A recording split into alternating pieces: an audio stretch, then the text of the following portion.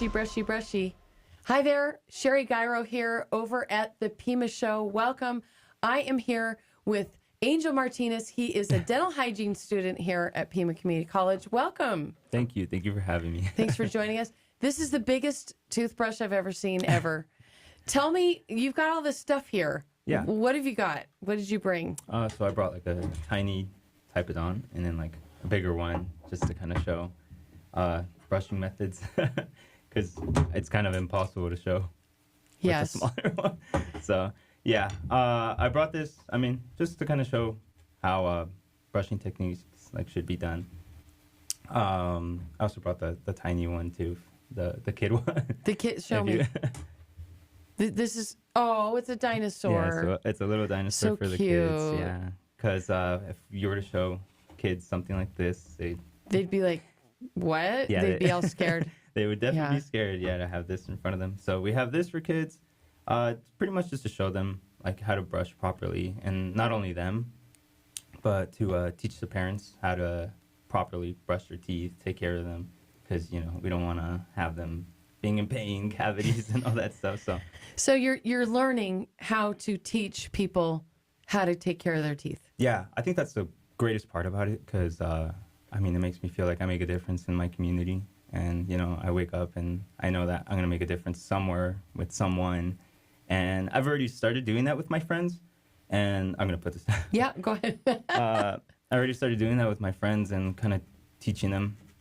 Same with my parents, and it's great when like I get feedback from them. Like I'll tell them, hey, like try this flossing method, this brushing method. I've been getting them into like electric toothbrushes.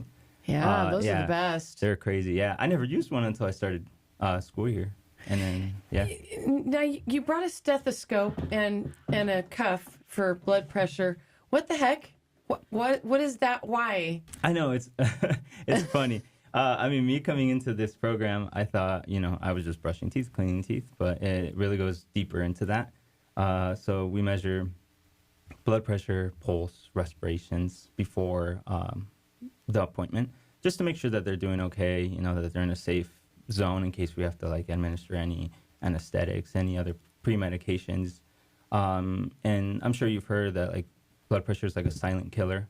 So most people don't really pay attention to it, or I usually don't go to the doctors that often. I go maybe once a year, and if something happens within that year, with a patient, we can catch it early, and then we can refer them out to their primary doctor. Interesting. Yeah, I've never had my dental hygienist take my blood pressure, but is that a new thing? It's always been a thing. It's more if a practice is private, like if it's owned by a dentist, not a corporate, they can implement their own rules.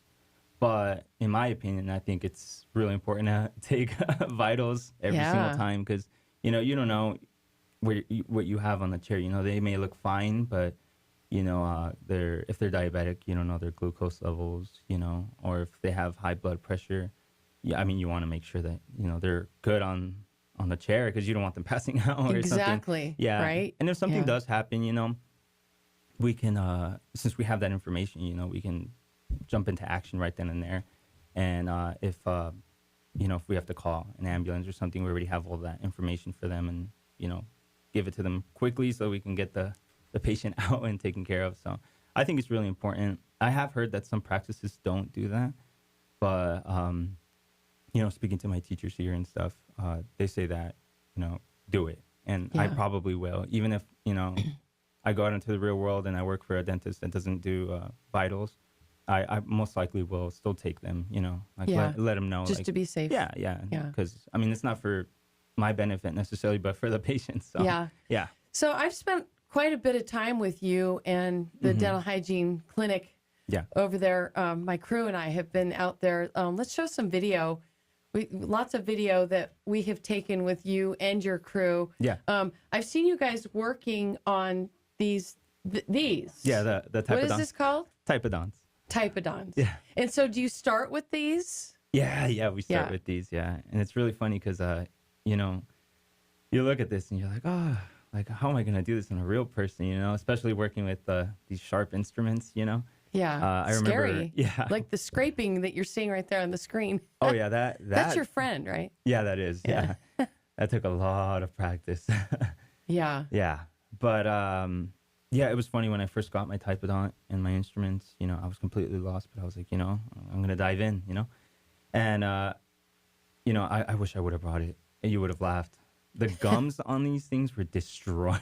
Because I was just cutting them up. But that's how you learn, right? Yeah, yeah. I mean, thankfully it was a typodont, you know, because I wouldn't want to do that to a patient, you know, because, oh, yeah. Well, yeah, but that's why you do it here first. Yeah. But with all the practice that we got with the typodonts and, you know, those nights that I spent, you know, before going to clinic, definitely made me a way better hygienist. You know, looking at this video, I saw pictures of you with your family, and we talked a lot a few days ago. You're the first person in your family to go to college. Is that right? I am, yeah. Yeah. Yeah. Talk about that. It was a little scary at the very beginning because I don't know what I was doing. You know, all of my friends from high school left to universities and stuff, so I didn't really have anyone here. And I kind of, again, I dived in. I jumped in that cold water and hoped I float. And if I didn't, then I didn't. But I did. So you said you struggled in high school. Yeah, I did struggle. It wasn't necessarily because of, you know, academics and stuff. I was just lazy, if I'm being honest. I was really lazy. I didn't like doing work. I didn't like homework, and I didn't find any subject interesting. I had a lot of interest in music and stuff. Like I was in the marching band all 4 years, the high school jazz band. So I love that aspect of it. But then it was funny. I almost got kicked out of high school just because of grades. And they were like, you know, you're not going to be able to play in the band anymore. And I was like, you know what? That like woke something in me. You know, I was like, you know, I want to stay here because I want to play. And then junior year, I flipped it around. And, you know, I figured out that it's not that hard, I guess.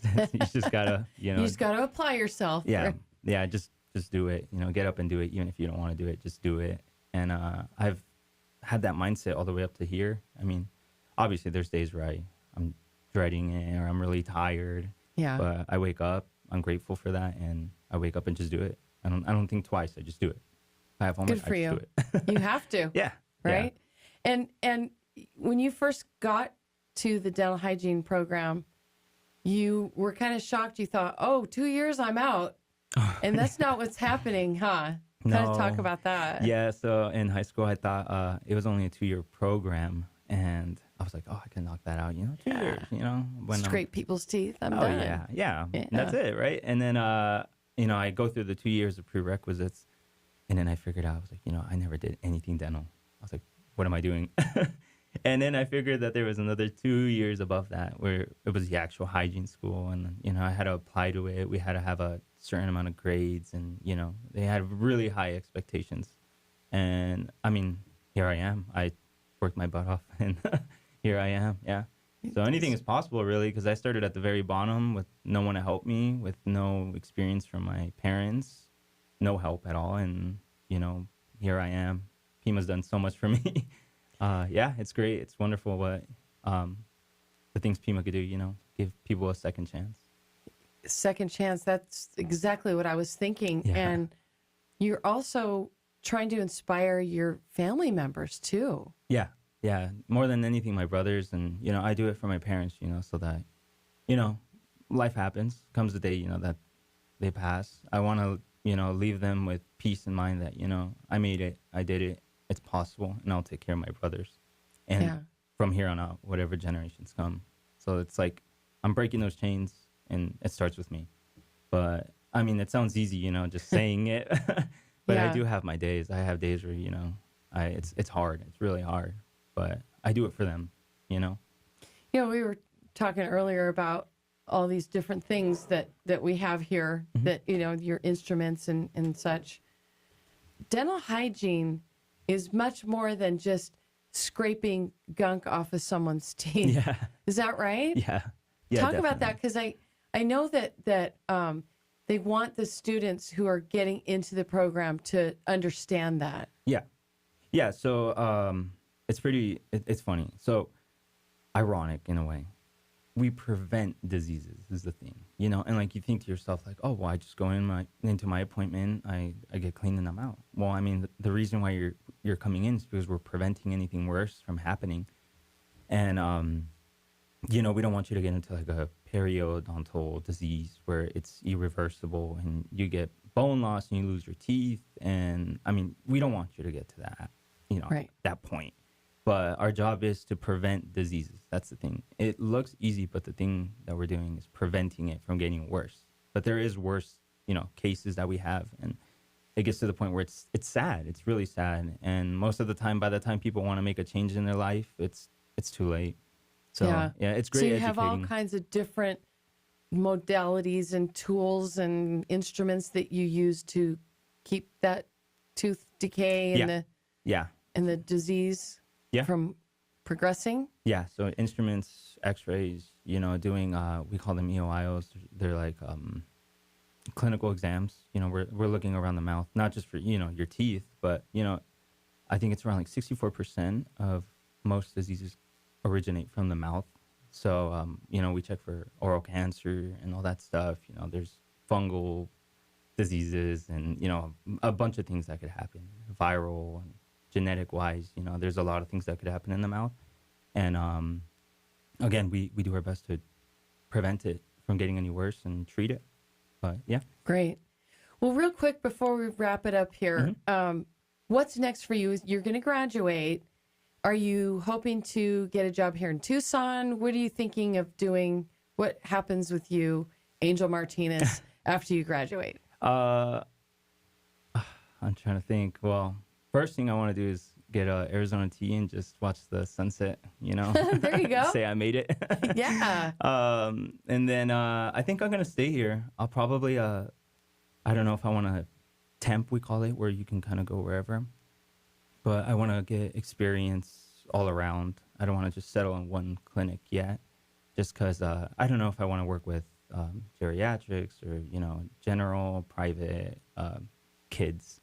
Yeah. But I think it'd be cool if I can like move around a bit, get to know, you know, familiarize myself with the dental world before settling for a clinic. And and I mean, just at that point, just supporting my brothers.